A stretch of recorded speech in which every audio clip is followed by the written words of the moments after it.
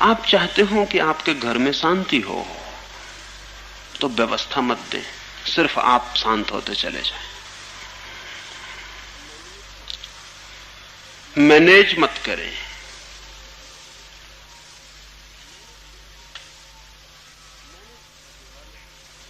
Manage करने वाले से कभी कुछ व्यवस्थित नहीं होने वाला है। आप सिर्फ शांत हो जाएं। अगर आप घर में शांति चाहते हैं, 10 सदस्यों का परिवार है, आप चाहते हैं घर में शांति हो, आप सिर्फ शांत हो जाएं। और थोड़े ही दिन में आप पाएंगे कि घर में अनूठी शांति उतरनी शुरू हो गई। न मालूम अनजाने रास्तों से, न मालूम अनजाने द्वारों और झरोखों से शांति घर में उतरने लगी। जिनमें आपको कल सब अशांति अशांति का उपाय दिखता था, वे भी शांत होते हुए मालूम होने लगे। आप सिर्फ शांत होते जाएं और साल भर बाद आप देखेंगे कि घर चारों तरफ शांत हो गए और आपने कहीं भी कुछ किया नहीं। अगर कुछ किया तो अपने भीतर किया। असल में शांत व्यक्ति अपने चारों तरफ शांति की तरंगें पैदा करने लगता है। अशांत व्यक्ति अपने चारों तरफ पूरे समय रेडिएशन कर रहा है, किरणें फेंक रहा है अशांति की। अब तो वैज्ञानिकों ने उपाय, अभी एक फ्रेंच वैज्ञानिक ने एक मशीन बनाई है जो व्यक्ति को सामने खड़ा करके बता सकती कि इस व्यक्ति के आसपास अशांति फैलती है या शांति। उस व्यक्ति के शरीर से जो किरणें निकलती हैं वो सामने की उस मशीन पे टकराती हैं और वो मशीन इतनी खबर देती है कि किस वेवलेंथ की किरणें इस व्यक्ति के शरीर से रेडिएट होती हैं। और हर तरह के रेडिएशन की अलग वेवलेंथ है और हर वेवलेंथ का अलग परिणाम है। और बड़े मजे की बात है कि वो आदमी वहीं सामने खड़ा है, आप उसके कान में जाके कह दें कि तुम्हें पता है तुम्हारी पत्नी पड़ोसी के साथ भाग गई, फौरन उसका रेडिएशन बदल जाता है। वो मशीन फौरन खबर देती कि रेडिएशन बदल गया। अब ये आदमी आंख से जला जा रहा है, किसी की हत्या कर दे ऐसी इसकी भीतरी स्थिति हो गई। या आप उसके कान में आके कह दें कि तुम्हें लॉटरी मिल गई, कुछ पता है,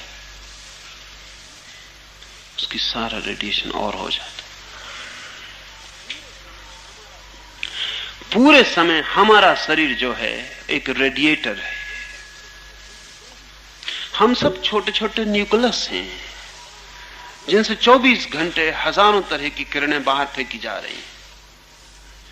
और बड़े मजे की बात यह है कि जब हम किरणें फेंकते हैं और दूसरे से प्रतिफलित होकर लौटती हैं तो हम समझते हैं वो दूसरा हम पर क्रोध कर रहा है। अगर मैं अपने चारों तरफ ऐसी किरणें फेंक रहा हूं जो दूसरे से लौट के क्रोध बन जाएंगी तो मुझे लगेगा कि दूसरा आदमी मुझ पर क्रोध कर रहा है। जबकि मैं ये कभी ख्याल ना करूंगा कि मैं जो भी उपाय कर रहा हूं अपने व्यक्तित्व से वो ऐसे हैं कि दूसरे से लौट के किरणें क्रोध बन जाएंगी। और हम सब यही कर रहे हैं। और एक आध आदमी नहीं, सब जब ऐसा कर रहे हों तो एक घर में 10 आदमी हैं तो उपद्रव 10 गुना नहीं बल्कि गुणनफल हो जाता। कुछ हिसाब ही नहीं रहता उसका कि कितना उपद्रव मच जाता है। एक से दूसरे, दूसरे से तीसरे, और लौट रही हैं और जा रही हैं, एक जाल बन जाता है। उस जाल में हम जीते हैं और फिर हम मैनेज करते हैं। और ये परेशान आदमी, उपद्रव से भरा आदमी शांति के लिए स्थापना करने के उपाय करता और अशांति खड़ी कर देता। लाओस से कहता है शांत हो जाएं तो आपके चारों तरफ शांति फैलने लगेगी। फिर भी जरूरी नहीं है, क्योंकि लाओसे के पास भी कोई अशांत रह सकता है और बुद्ध के पास बैठ के भी कोई हत्या का विचार कर सकता है। बुद्ध का खुद सौतेला भाई बुद्ध के पास वर्षों रह के भी बुद्ध की हत्या के आयोजन ही करता रहा। उसने बुद्ध को मारने के 1000 उपाय किए। बुद्ध नीचे ध्यान कर रहे हैं शिलाखंड पर बैठकर, वो ऊपर से पत्थर सरका देता है। बड़ी मुश्किल की बात है। बुद्ध ध्यान में बैठे हो तो उनके पास तो जो रेडिएशन होना चाहिए वो अपूर्व शांति का होना चाहिए। और अगर बुद्ध के पास नहीं होगा तो किसके पास होगा? पर वो देवदत्त है, वो पत्थर सरका रहा है नीचे बुद्ध पर। वो रास्ते से गुजर रहे हैं निरीह बुद्ध, जो कि फूल को भी चोट न पहुंचाना चाहें, और देवदत्त एक पागल हाथी को छुड़वा देता है, और वो सौतेला भाई कजिन है। तब तो सवाल उठता है कि बात क्या है। अगर बुद्ध के पास शांति की और आनंद की किरणें फैलती तो इसको क्या हो रहा है। लेकिन वे भी तभी फैल सकती हैं जब आप ग्राहक हो, नहीं तो आपके भीतर नहीं फैलेंगे। आप अपने द्वार बंद रख सकते हैं, इतनी स्वतंत्रता है आपको। आप अपने भीतर के जहर में जी सकते हैं, और अमृत की भी वर्षा हो रही हो तो छाता लगा सकते हैं। तो जब ये कहा जा रहा है तो इस बात को ध्यान में रख लेना आप कि लाओसे का जो ज्ञानी है वो अपनी तरफ से तो शांत हो जाएगा, अपनी तरफ से शांति की किरणें फेंकेगा। फिर जो भी उस शांति की किरणों के लिए ग्राहक है उनमें व्यवस्था हो जाएगी। जो नहीं है ग्राहक उनमें व्यवस्था नहीं होगी। लेकिन फिर भी लाओसे उनकी अशांति में भागीदार तो नहीं ही रह जाएगा। वो अशांति की किरणें फेंकता तो उनकी अशांति को बढ़ाने में तो भागीदार होता ही। अब कम से कम अशांति उनकी नहीं बढ़ाएगा। अगर शांति ना भी उनको मिल सकी तो भी अशांति बढ़ाने में हाथ नहीं बटाएगा। और इतना भी कम नहीं है, इतना भी बहुत है। और इसके इकट्ठे परिणामों का जोड़ तो बहुत ज्यादा हो जाता है, उसका हिसाब लगाना मुश्किल है। अभी हम अणु का विस्फोट कर लिए तो हमें पता चला है कि परमाणु में पदार्थ के आखिरी कण में अपरिसीम शक्ति है। इसकी हमें कभी कल्पना भी नहीं थी, ये कभी किसी ने सोचा भी नहीं था, ये इमेजिनेशन में भी कभी नहीं था कि परमाणु में इतनी शक्ति होगी। क्योंकि सदा हम सोचते हैं कि शक्ति बड़े में होनी चाहिए, छोटे में क्या शक्ति होगी। शक्ति को हम बड़े से सोचते हैं, छोटे में क्या शक्ति होगी।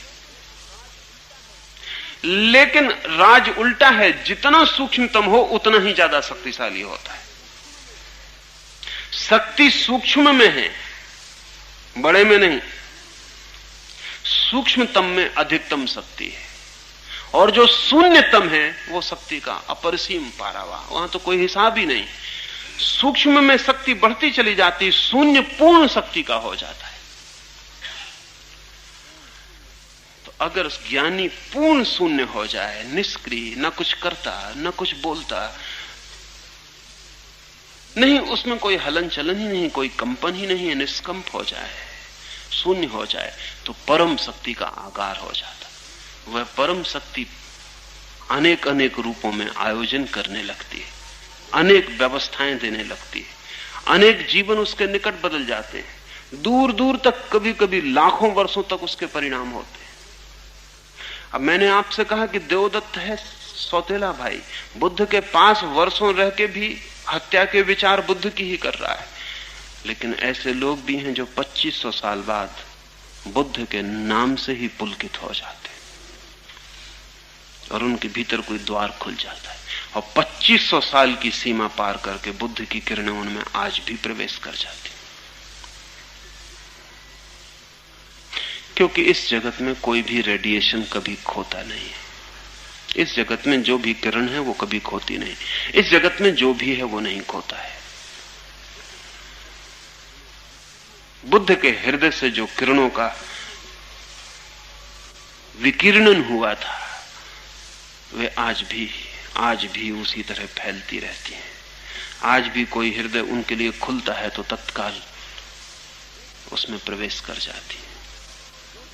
बुद्ध का ही क्यों, जो भी जानने वाले कभी हुए हैं उनका भी, और जो नहीं जानने वाले हुए हैं उनका भी। जब आप हत्या का विचार करते हैं तो आप अकेले नहीं होते, जगत के सारे हत्यारों की किरणें आपको उपलब्ध हो जाती। ध्यान रहे, न तो इस जगत में किसी आदमी ने अकेले हत्या की है, और न इस जगत में अकेले किसी आदमी ने परम ज्ञान पाया है। जब कोई परम ज्ञान पाने को आतुर होता है तो जगत के सब परम ज्ञानियों की शक्ति उसमें बहने लगती। और जब कोई किसी की हत्या करने को आतुर होता है तो जगत के सारे हत्यारे जो कभी हुए, जो अभी हैं या जो कभी होंगे, उन सब का प्रवाह उस आदमी की तरफ हो जाता है, वो गड्ढा बन जाता है। इसलिए हत्यारे अक्सर कहते हैं, और ज्ञानी भी, हत्यारे अक्सर कहते हैं कि ये मैं कैसे कर पाया, ये मैं नहीं कर सकता, ये मैं सोच ही नहीं सकता कि हत्या मैंने की होगी, ये मैंने कभी कल्पना नहीं की थी कि मैं ऐसा काम कर पाऊंगा।